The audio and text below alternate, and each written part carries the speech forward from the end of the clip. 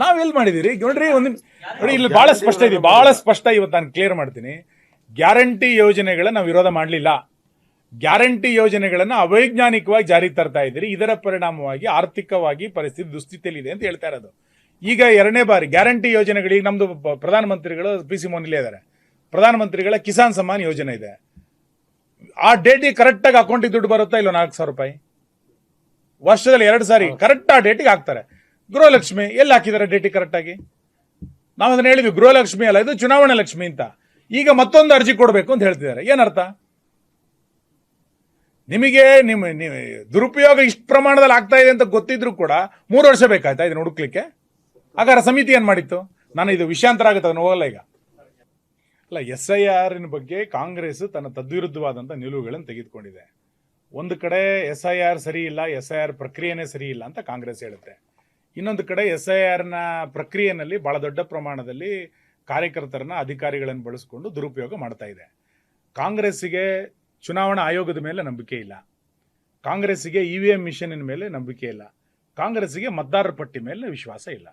ಇನ್ನು ಒಂದು ಹೆಜ್ಜೆ ಮುಂದೋದ್ರೆ ಕಾಂಗ್ರೆಸ್ಸಿಗೆ ಮತದಾರರ ಮೇಲೆ ನಂಬಿಕೆ ಇಲ್ಲಂತ ಪರಿಸ್ಥಿತಿ ಇದೆ. ಮತದಾರರ ಪಟ್ಟಿ ಸರಿಯಾಗಬೇಕು ಅನ್ನೋ ಕಾರಣಕ್ಕೋಸ್ಕರನೇ SIR ಮಾಡ್ತಾ ಇರೋದು. ಚುನಾವಣೆಯಲ್ಲಿ ಸೋತ ಕಾರಣಕ್ಕೆ ಚುನಾವಣಾ ಆಯೋಗ ಸರಿ ಇಲ್ಲ, EVM ಸರಿ ಇಲ್ಲ, ಮತದಾರರ ಪಟ್ಟಿ ಸರಿ ಇಲ್ಲ ಅಂತಂದ್ರೆ ಹಂಗಾರೆ ಮತದಾರೇ ಸರಿ ಇಲ್ಲ ಅಂತ ಹೇಳಿ ಅಲ್ಲ ಒಂದ್ಸರಿ.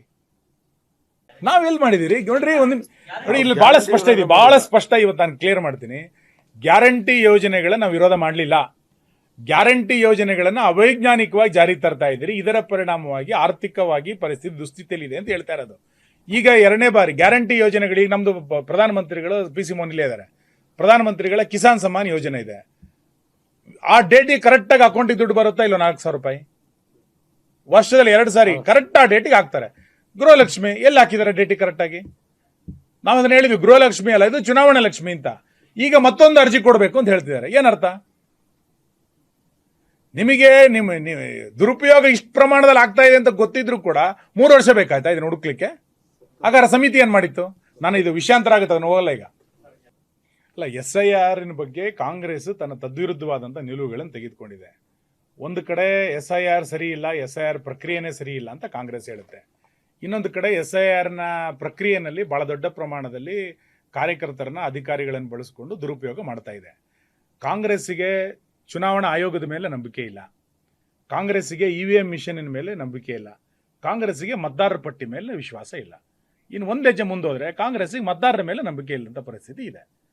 ಮತದಾರರ ಪಟ್ಟಿ ಸರಿಯಾಗಬೇಕು ಅನ್ನೋ ಕಾರಣಕ್ಕೋಸ್ಕರನೇ SIR ಮಾಡ್ತಾ ಇರೋದು. ಚುನಾವಣೆಯಲ್ಲಿ ಸೋತ ಕಾರಣಕ್ಕೆ ಚುನಾವಣಾ ಆಯೋಗ ಸರಿ ಇಲ್ಲ, EVM ಸರಿ ಇಲ್ಲ, ಮತದಾರರ ಪಟ್ಟಿ ಸರಿ ಇಲ್ಲ ಅಂತಂದ್ರೆ ಹಂಗಾರೆ ಮತದಾರೇ ಸರಿ ಇಲ್ಲ ಅಂತ ಹೇಳಿ ಅಲ್ಲ ಒಂದ್ಸರಿ.